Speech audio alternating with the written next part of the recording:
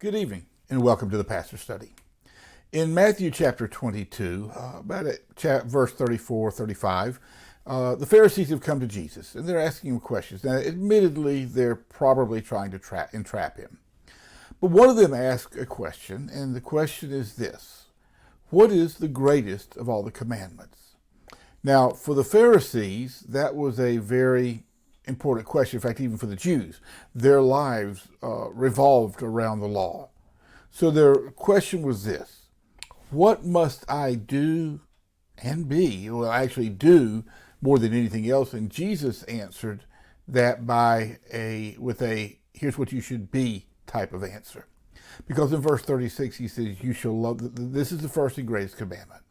You shall love the Lord your God with all your heart, with all your soul, with all your mind. Some versions add with all your strength. You shall love the Lord your God with all your heart, with all your soul, with all your mind, and all your strength, with everything that you are. That would seem to be a fairly simple answer. But even as believers, we struggle sometimes with who we are.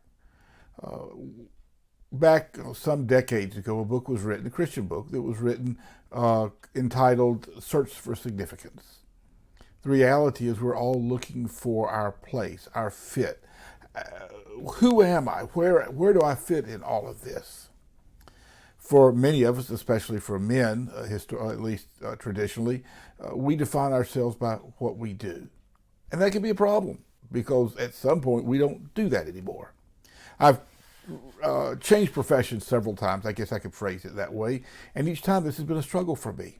After 15 years in the aerospace and oil industries as a project manager, I left that field and went into pastoral ministry with a significantly lower salary, and struggled a bit with who am I? How do I find my place in all of this? Some 16 years later, I left pastoral ministry and went into prison chaplaincy for several years. Again, how do I fit into the kingdom? What is my place? I wasn't what I used to be, but am I what? I wasn't quite sure how I fit. From there, God then made a major step, and I went back to pastoral ministry, but this time bivocationally, and he placed me on a community college campus, first as a grant manager and then as an instructor.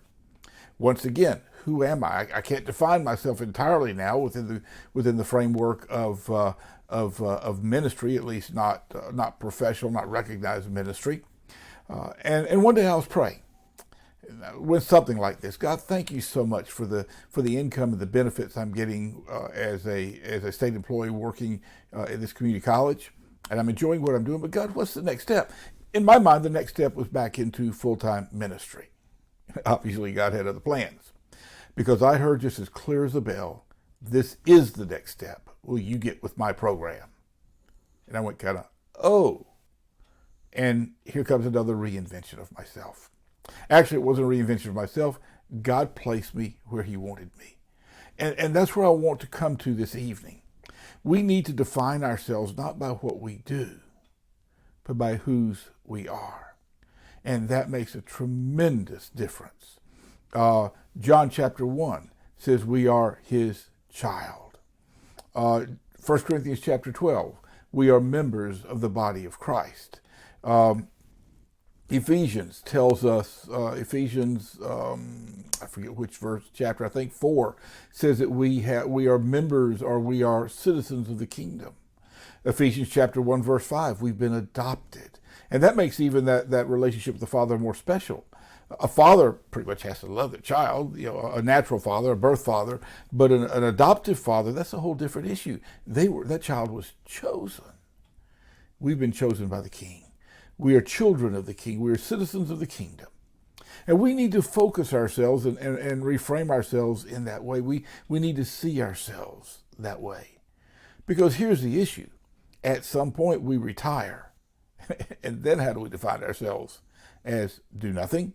Well, I don't think so. Because as members of the kingdom, as citizens of the kingdom, as children of the King, that never ends, even to the day that we walk into his presence.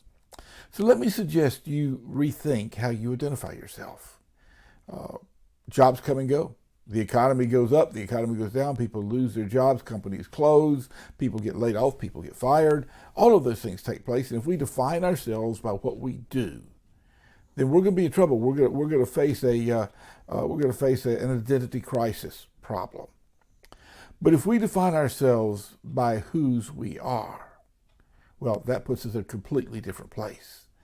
And in that instance, now we're defined by how the Father sees us, not by how the world sees us.